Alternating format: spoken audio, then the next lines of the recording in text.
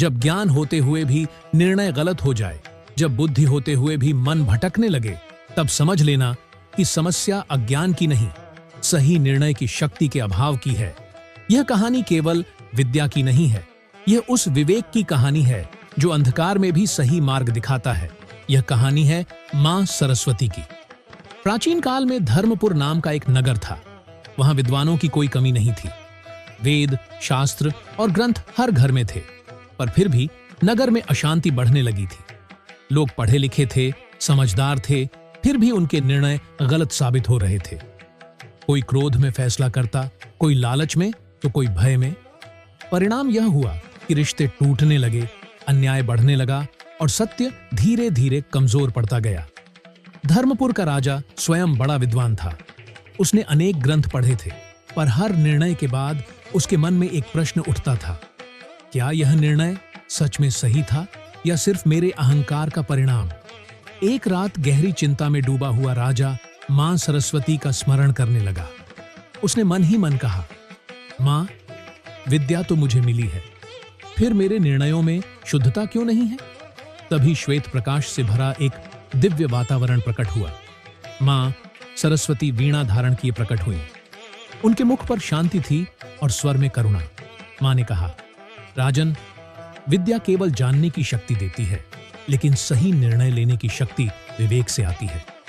राजा ने विनम्र होकर पूछा, मां, विवेक कैसे जागृत होता है? मां सरस्वती बोली, जब मन शांत होता है, जब अहंकार मौन हो जाता है और जब लाभ से पहले धर्म को रखा जाता है, तभी सही निर्णय जन्म लेता है।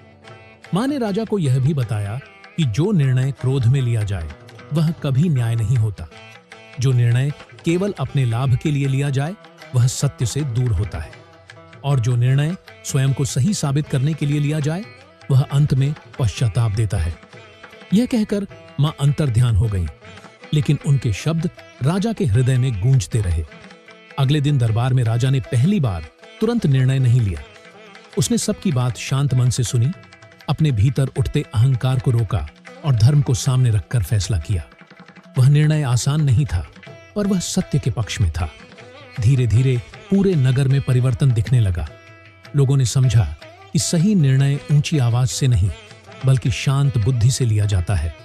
समय के साथ धर्मपुर फिर से न्याय और सत्य का प्रतीक बन गया।